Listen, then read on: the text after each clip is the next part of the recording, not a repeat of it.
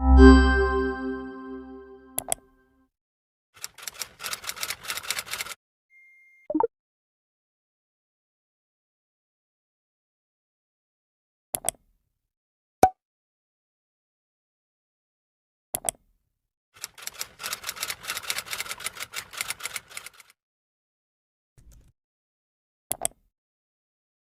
day to each and everyone, and we are the IT students from PSIT 32.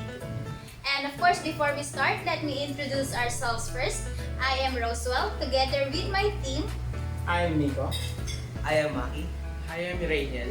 And for today's video, we are about to create a straight-through, a crossover, and rollover cable wiring. So first, let's proceed to the straight-through cable wiring. So before we start, let me introduce po na yung mga kailangan nating materials for this cable wiring. So of course, we have the Ethernet cable. Ayan, this is Cat 5. But preferably, mas okay yung latest, which is the Cat 6. And of course, we have the LAN tester. Ayan, dito po natin siya iti-test. Of course, RJ45. Dito natin i-connect yung ating mga Ethernet cables. And we have the wire cutter. Ayan.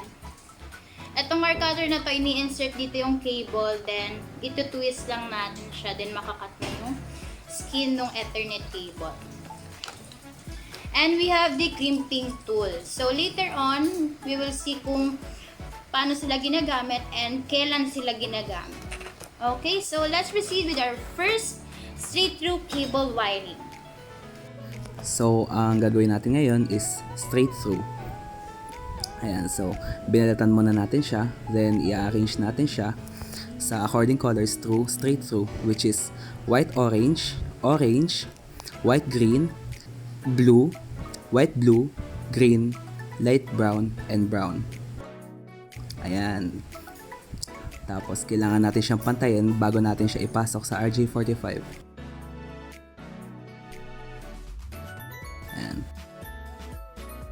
So gamit ang crimping tool, kinat natin yung mga excess dun sa wire.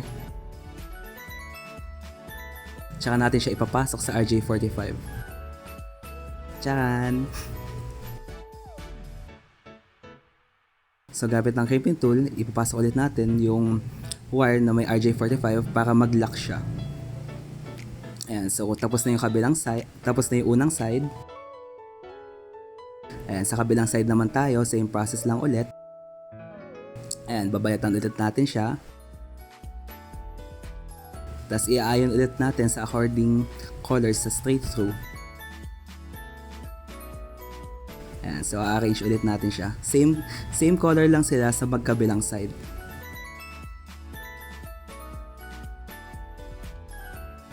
Ayan, tapos gamit ulit ang crimping tool, papantayan ulit natin siya.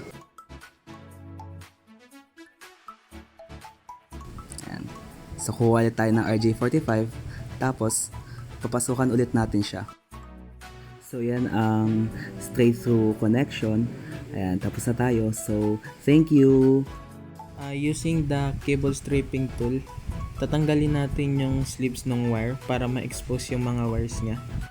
So, ayun, pagkatanggal ng slips, i-arrange na natin siya. Ang order ay white, orange, orange, white, green, blue, green, white, brown, and brown. So after nyan, kukunin natin ang crimping tool at ang RJ45. Tapos ipapasok na natin yung wire. So after niya mapasok, make sure na pasok talaga siya ng maayos at ganun pa rin ang order. Then gagamitin na natin ang crimping tool para malock yung gold teeth dun sa may wire. Make sure na na-crimp nyo talaga siya ng maayos para mabasa talaga siya. After nyo maano ang side 1, punta naman tayo sa kabilang dulo. Same method lang din ng pagtanggal ng slips. Yan. After matanggal is i-arrange natin siya. Ang arrangement ng crossover ay white green, green, white orange, blue, orange, white brown, and brown. So after nyan, kukunin na ulit natin ang RJ45 at crimping tool at i-crimp lang ulit natin siya ng maayos. Siguraduhin na maayos talaga ang pagkakabit para mabasa. So after nyan, ayan na po ang ating crossover cable. So after natin balatan yung casing ng wire, we will start to position them for the rollover wiring. So, ang una dyan sa isang side, white-orange, orange, white, green, blue, white, blue, green, white, brown, and brown. For the other side naman, baliktad lang nung first end, which is brown, brown, green, white, blue, blue, white, green, orange, and white, orange. After carefully positioning the wires, i-crimp na natin yan. Also make sure na madiin para di maluwag. Yun lang. Tada! Hi! I'm back! So, after magawa nila Rainiel, Maki, and Nico ang kanilang mga cable wiring, gagamit naman tayo ngayon ng LAN tester. So, dito sa LAN tester, dito natin ma-determine if tama ba yung kanilang ginawang mga wiring sa kanilang mga cables. Okay, so, i-on lang po natin siya. Ayan, once na nagbi-blink na po ito, kita ba? Ayan, nag-blink na siya guys. Ibig sabihin naka-on na po siya. And, ito pong cable natin, i-insert lang po natin dito and dito. Okay, so si-separate video ko yung pagtetest para mas makita niyo yung pagbi-blink and sequencing ng numbers ng bawat cable. Okay, so be right back.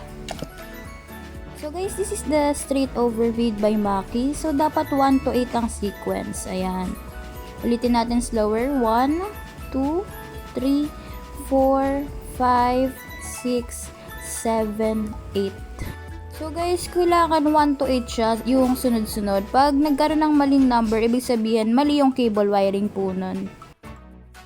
So guys, next is crossover made by Rainiel. Ayan. Alright, once more, yung slower. We have 3, 6, 1, 4, 5, 2, 7, and 8. So again, if mali yung sequence at hindi po ganun ang sequence ng gawa nyo, meaning may mali po dun sa pag-arrange nyo ng mga cable wires inside ng Ethernet cable po nyo. Lastly, we have the rollover made by Miko. Okay, ayan. Try natin ng slower. So guys, right side muna dapat 8 to 1. 8, 7, 6, 5, 4, 3, 2, 1. Okay, isa pa sa left side naman. Ang left side dapat start sa 1 to 8. 1, 2, 3, 4, 5, 6, 7, 8. So, katulad sa straight through crossover, kung mali ang sequencing ng numbers, meaning mali po ang arrangement ng mga wires sa loob po ng cable po ninyo. So that would be the end of our tutorial about cable wiring. Once again, I am Roswell. I am Miko. I am Maki. I am Rainiel. And see you to our next video. Bye!